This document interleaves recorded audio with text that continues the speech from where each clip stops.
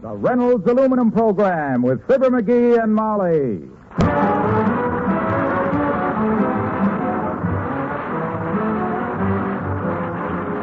The Reynolds Metals Company, makers of Reynolds Aluminum, presents Fibber McGee and Molly transcribed. The show is directed by Max Hutto, with music by the King's Men and Billy Mills Orchestra.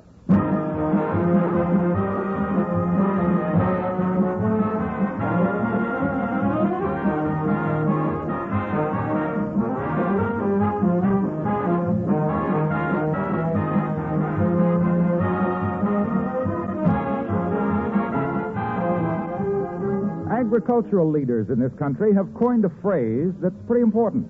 They say farm buildings are tools, meaning that they are instruments of production. They work for profit. They have to be built to pay off. And right now, there is the big reason why more and more farmers are building with Reynolds lifetime aluminum roofing and siding. You know, aluminum is priced no higher than before World War II, so you start with better value. Your dollars are still worth 100 cents in aluminum. You save on labor, too, because aluminum is strong yet light, easy to apply. You save on maintenance because aluminum never rusts, needs no painting. And most important, you increase production from poultry and livestock because aluminum reflects heat, keeps a building warmer in winter, cooler in summer. So make your farm buildings better tools with Reynolds lifetime aluminum roofing and siding. See your dealer.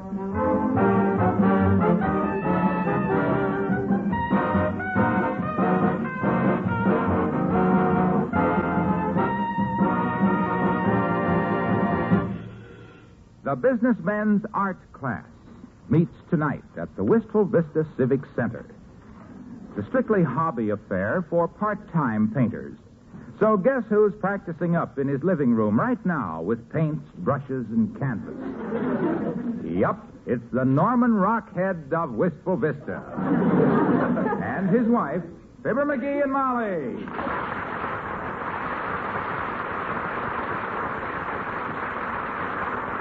And when I found out that guys like Latrivia and Doc Gamble had took up art, guys with 2 left hands and 10 thumbs apiece, I went right down and I rolled myself into the class. You enrolled yourself, dearie. How could I enroll when I hadn't even rolled myself into it yet? Stand out of my light, will you? Thanks. Hey, how do I look in this smock and beret, Tootsie? Pretty professional, huh? Very fetching. Yep. Like a chubby cherub with a blue serge halo. What is this thing again, the Businessmen's Art Class? That's it. It's for businessmen only. How'd you get in? Pull. Pull? Mm-hmm. Pulled open the classroom door, pulled $5 out of my pocket, pulled a couple of gags, and bingo, I'm a businessman. Stand out of my light, will you? Thanks, I need that north light. You say Dr. Gamble belongs to it, too. Mm-hmm. Somehow I never thought of the doctor as an artist. Nobody does. The doc. His idea of painting is to dip a brush in iodine and have a patient say, ah. Well, I will say he paints a mighty fine tonsil. Of course, when it comes to art, Doc's got 3 strikes on him to start with. How? In the first place, he's got to have a brush with a 4-foot handle, you know, because with Doc's stomach, he can't stand close enough to the canvas to reach it with an ordinary brush. Oh, no, I don't think he's that. And being nearsighted, when he stands far enough back to reach it, he can't see it. He showed me a painting he done last week. Painting of Doris Day and Dennis Day eating frankfurters. He called it Every Day Has His Dog.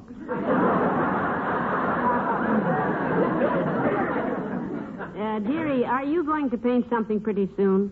You've been cleaning those brushes off on that canvas for an hour. What do you mean, cleaning the brushes? I am painting. Stand out of my light, will you? You're what? Yeah. Why, this is art, my dear. This is my own impressionistic study of life. You see, to me, light... Just a minute, Michelangelo. This is probably the French Academy of Art wanting to hang you already. Or a posse with the same idea. Come in. Oh, no, it's just Ole. Hello, Ole. Well, hello, missus. Hello, McGee. Hey, why are you wearing the nightshirt, McGee? You just get up?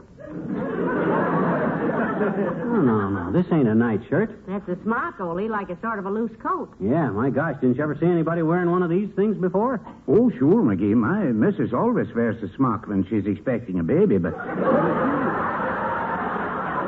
You don't mean that you... Oh, no, that's too unlikely. is, Ole. Himself here has just joined an art class. He's learning to paint. Oh, I ain't exactly learning, of course, Ole. Always have kind of dabbed in art in my spare time. Sort of a Sunday painter, you might call me. Well, that's interesting work, McGee. I was a Sunday painter myself at one time. Oh? I had a good job painting Sundays on window of the ice cream parlor there. Well, painting is nice relaxation, Ole, and I think everybody ought to have some kind of a hobby, don't you? Yeah, I think so too, missus. You know, I make a suggestion like that once to my missus when I first get to know her, you know. Told her to take up a hobby of some kind, eh? Yeah, you know, she was just out of school, and she didn't know what to do with her spare time, so I say to her, Genevieve, I say, a girl like you should have herself a hobby. And she said, oh, Ole, that's so sudden. And the next thing I know, I'm wiping off lipstick, picking up rice, and 4 kids we got now. She made a hobby of a hubby, did she? But to get back to art, Ole, you see, the true artiste does not paint what one sees. The true artiste paints what one feels. Like this here. You take this picture I'm doing right now. That's a picture, McGee? It looked like a paint salesman fall downstairs with his sample case open. Well, he calls it life, Ole. It's short for life in a pinwheel factory, I think. Well, to appreciate true art, one must have true understanding. This canvas is what we artistes call an impressure, or abstract. This is not what I see, you see. This is how I feel. You feel like that? Good gracious, McGee, go lie down quick. I get a doctor message. Goodbye, both you fellas.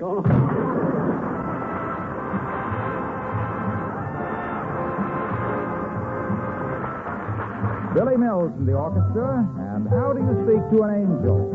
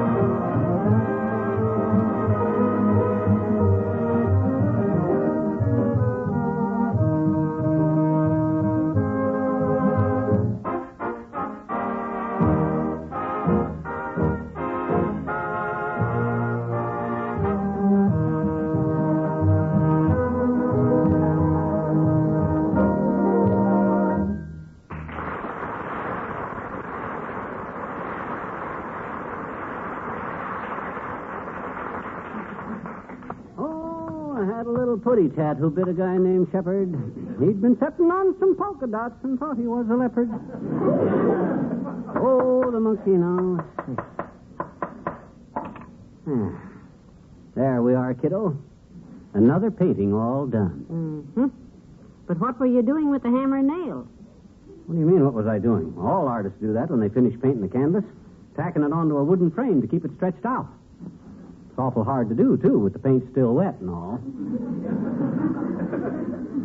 Why don't you tack it to the frame first and then paint on it? Oh, my gosh, Tootsie, I get some of the most interesting effects when I accidentally smear the paint all around. You see that painting over there in the corner? Yes, I saw it when I first came into the room, and I've got a stiff neck from trying not to look that way again. What's the name of that one? I call that one Kangaroo Reading Magazine on Fire Escape. Why? Well, because that's what it looks like. You see, when I finish a painting, I stand it against the wall, walk across the room, turn my back to it, lean way over and look at it between my knees. You'd be surprised how different things look there.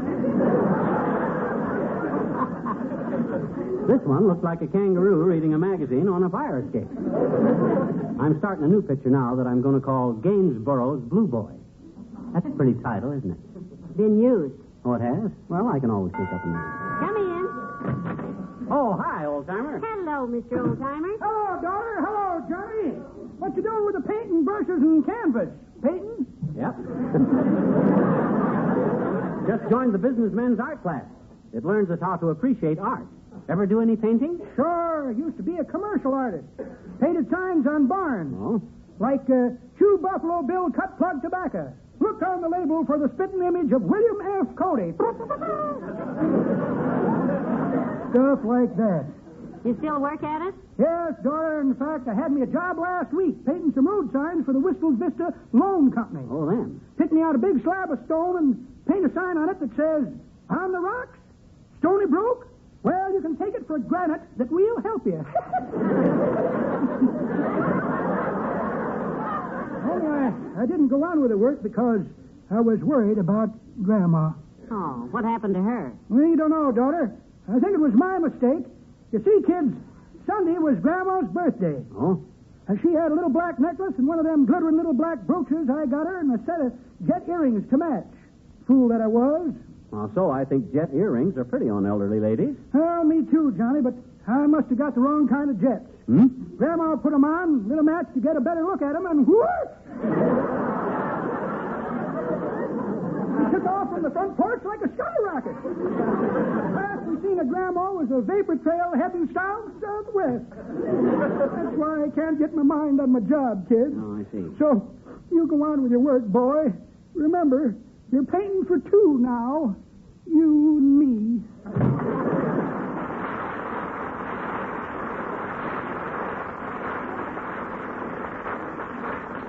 By the way, dearie, when is the next meeting of the businessmen's art class? Tonight. That's why I'm painting so fast.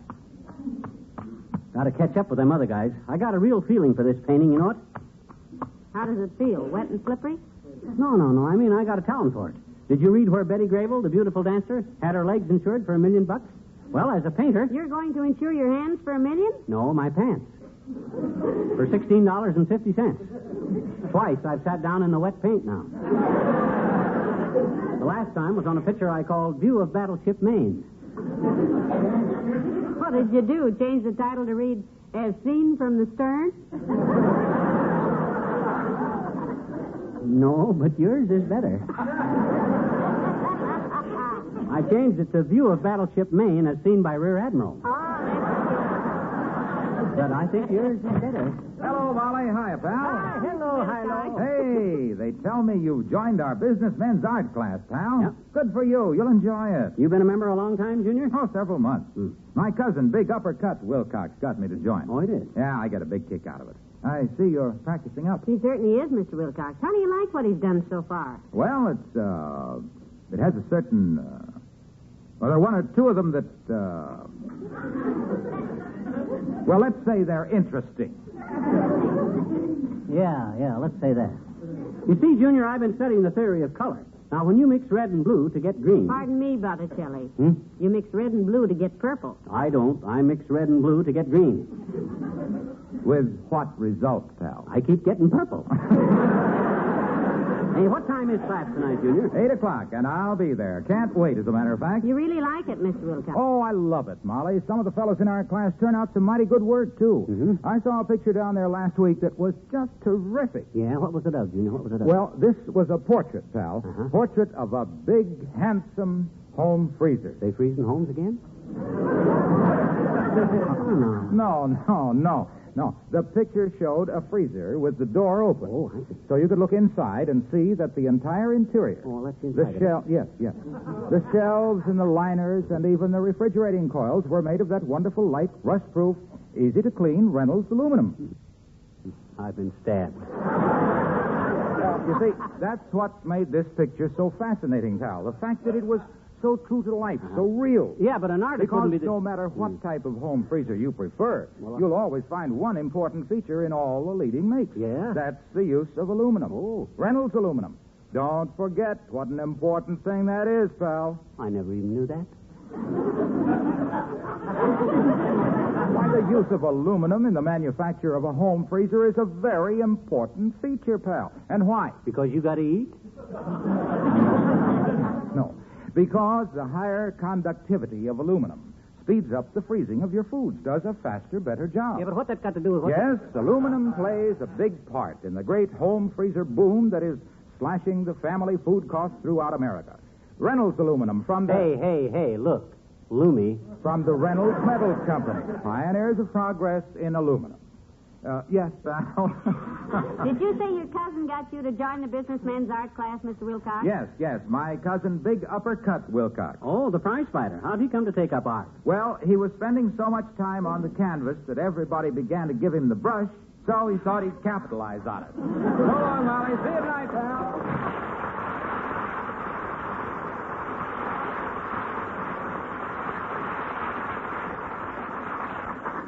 Anytime I can't paint as good as him, I never would have took it up.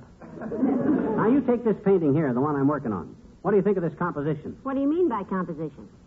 Composition, my dear, is when an artist arranges the different elements into the picture so that when it's hung in a gallery, people can look at it a minute and turn to his wife and say, "Hey, Nellie, am I nuts or is that thing put up sideways?" Well, in that case, sweetheart, you have the most wonderful save for making a very snide remark. Yeah. Come in. Well, hello, boy. hello, my dear. Hello, Da Vinci. Oh, hi, Sag Slacks.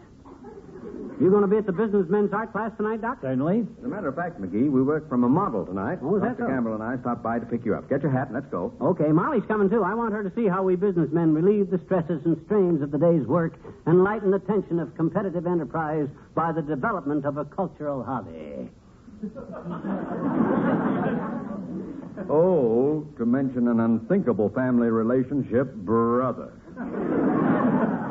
Hand me my medicine case, Mayor. He's making me ill. You say you boys are using a model tonight, Mr. Mayor? Yes, tonight for the first time. Good. I'm always good at mechanical stuff. What'll we use a model of, you suppose? A train, airplane, steam engine? This is life class, Eggface.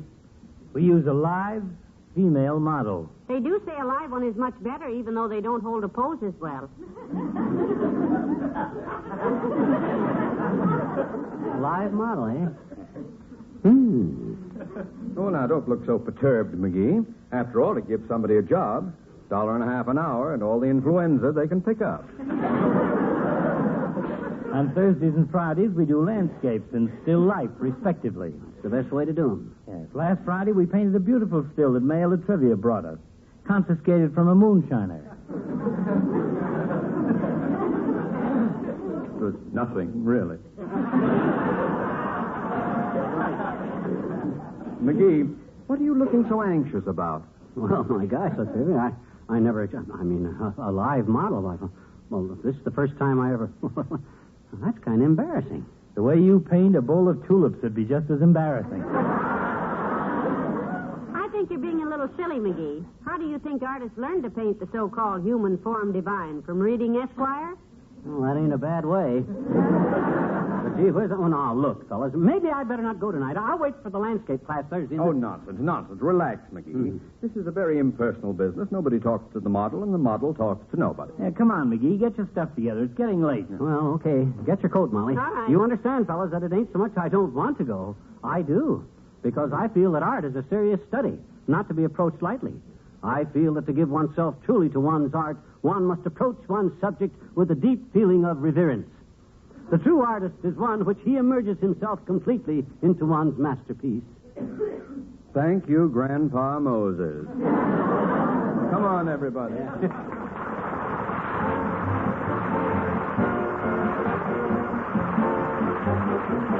King's Men and the Martins and the Coys.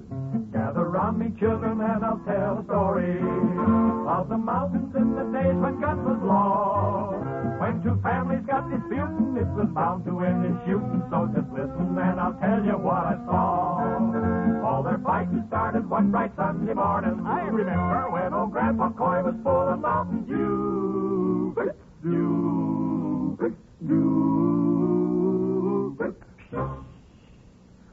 Just as quiet as a church mouse, he stole in the Martin's hen house. For the Coys, they needed eggs for breakfast, too. Oh, the Martins and the Coys, they was reckless mountain boys. And old Grandpa Coy, he was the first to go. So he saw the Martins coming, he had hardly started running when a volley shook the hills and made him low.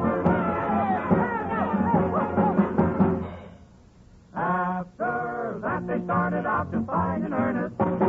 And they scarred the mountain up with shot and shell. There was uncles, brothers, cousins. Why, they bumped each other off by the dozens. Just how many bits of the dust, it's hard to tell. Now the sole remaining Coy was Hanson Henry, while the one surviving Martin's name was Grace. Hank was set to pull the trigger when he saw her pretty figure. You could see that love had kicked him in the face.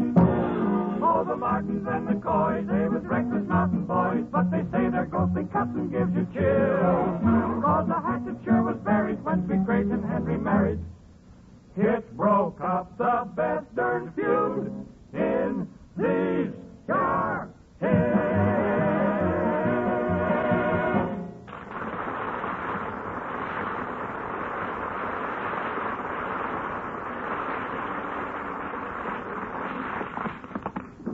Oh, this ought to be lots of fun tonight, Doctor, watching you boys paint. I'm glad you came along, Molly. Down this way, McGee. So am I, Molly. Doc and I aren't very good at it, but we have a lot of fun. Incidentally, McGee, I still think you should have brought your smock and beret along in a package instead of wearing them like this. Nobody else is wearing. Oh, that's silly. Why change clothes when I get here when I had them on all day long anyhow? Besides, how else can anybody tell I'm an artist? An excellent question. I wonder what kind of a costume she'll wear, fellas. Not that it matters. I can paint anything, of course, but Well, I doubt that she'll be wearing hip boots and an overcoat, McGee. This is art. The class tonight is supposed to study muscular action and body structure. And to think I joined this thing to get away from my work. Oh, well. The classroom's right around the corner there, McGee. You and Molly go ahead. I have to get my paints and brushes out of my locker. So do I. We'll meet you in the classroom, kids, right away. All right. Go right in. Well, which way, Doc? Right? Oh, never mind. We'll find it. Don't catch your heel in the hem of that smock again, dearie. You nearly fell coming in, you know. I'm okay. My gosh, this civic center is a big joint. Yes. We came here to a dance one time, remember? Wait a minute. Let me ask this guy. Hey, Bud. Yes, sir? We're kind of lost, Bud. Can you tell us how to get... Oh, well, I'll be delighted to direct you, sir. Uh-huh. I can see at a glance that you're looking for the Happy Hearts Club Masquerade and Comic Costume Party. It's on the way. No. And let me say, sir, that you've got on the funniest get-up I've seen all evening. Have they been going by here in droves? Oh, no, sir. You see... Oh, miss, if your father doesn't win first prize in that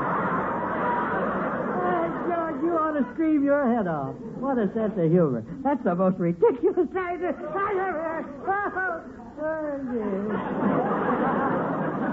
Rat it, cut it out. I'm not looking for the masquerade party. Of course not. We're looking for the art class, sir. Oh, the art class. Are you a model, baby? Because if you... No, she ain't a model, baby. She's a model wife. Mine. Doggone it, Bud, I'm an art student, and I want to know where Oh, well, I'm happy to have you as a student, sir. Permit me to introduce myself. I'm your instructor, Rembrandt J. Fink. At your service. How do you do, I'm sure, Mr. Fink. But isn't it about time for class to start? Because... Oh, yes, indeed it is, madam. Right through this door here, please. All right. I'm kind of anxious to see this, dearie. Where do the experts sit, Bud? Because I'm the type of guy that I want... Well, just grab an easel any place, sir. Okay. Oh, this will be a very interesting session tonight. Our first session with a regular model.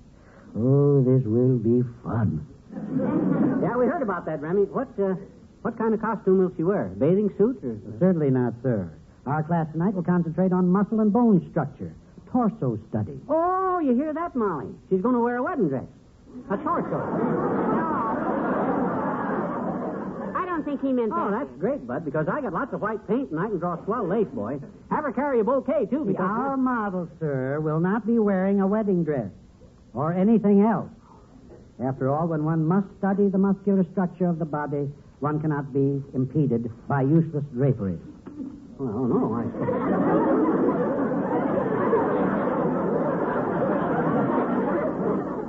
But my gosh, Hey, ain't it going to be pretty chilly in here for, I mean, a model without any, that is... Well, now, don't worry about that, sir. Lillian won't mind. She's used to it. Oh. You can sit right here next to your husband, Mrs. McGee. Thank you, sir. And remember, sir, that... Oh, hello, Dr. Gamble. Evening, Mayor. Hello, boys. Not ready to start, Professor? Yeah, right away, gentlemen. Set your easels up, and I'll go get the model ready. All right. A live model. Hey, Doc, I don't know about this. Oh, yeah, but McGee, if you're going to learn to paint, you have to have a real model. Yeah, but I didn't know it was going to be that real. My gosh, I'll be nervous. I won't be able to... Pipe down, McGee. Class is starting. Yeah, but... All right, students, quiet, please. As you know, we have engaged a model for tonight. Our first session as a real-life class. Let us all concentrate on the bone structure, the flesh tones, and the muscular action. All right, Joe, bring Lillian out now.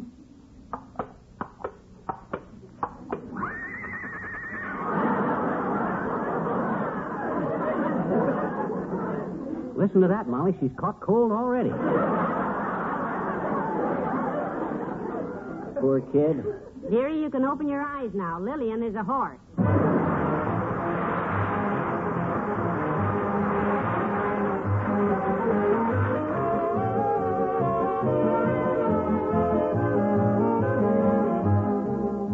Fibber and Molly return in a moment. You've heard about all the Reynolds aluminum built into modern refrigerators and home freezers. But every bright housewife puts in a lot more aluminum herself. And she knows it's Reynolds aluminum. It's Reynolds Wrap, the pure aluminum foil she uses to wrap foods for freezing. Just as the built-in aluminum liners speeds freezing, so does Reynolds Wrap. And this moisture-proof, odor-proof aluminum foil molds around any shape, makes a tight seal without taping or tying. So with less work, you have the utmost protection. Reynolds Wrap prevents freezer burn, assures better flavor, and less shrinkage. For poultry and large cuts of meat, get heavy-duty Reynolds Wrap, half a yard wide. Popular companion to the regular 12-inch standard and jumbo rolls.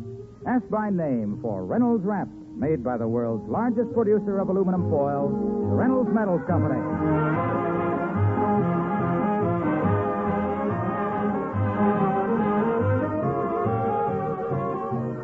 Molly, do you think I'd paint any better if I took off a little weight? Not a bit. What gave you that idea? Well, that instructor tonight, he said I was the most fatuous guy in the class. Me, fatuous. And old Doc Gamble sitting there weighing 90 pounds more than me. Oh, well, favoritism. Yeah. Good night. Good night, all.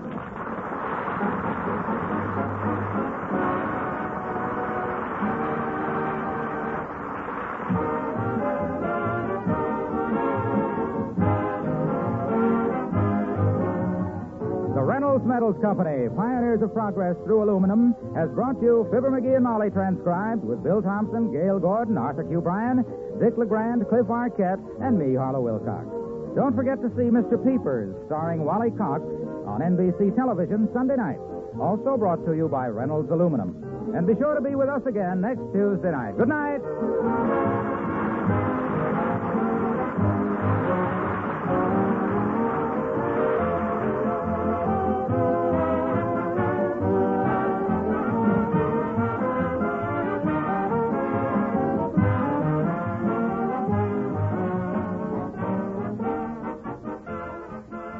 In the stress and confusion of everyday living, we sometimes forget about the fighting in Korea.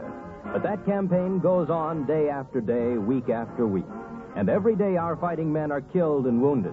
If you want to back up those fighting men, there's one simple thing that you can do. Decide right now to make a blood donation to your local Red Cross chapter or to your local blood donation center. Make a note now to call for an appointment. You'll be proud that you did. So don't put it off any longer. Call your local Red Cross chapter or your local blood donor center today. This is NBC, the National Broadcasting Company.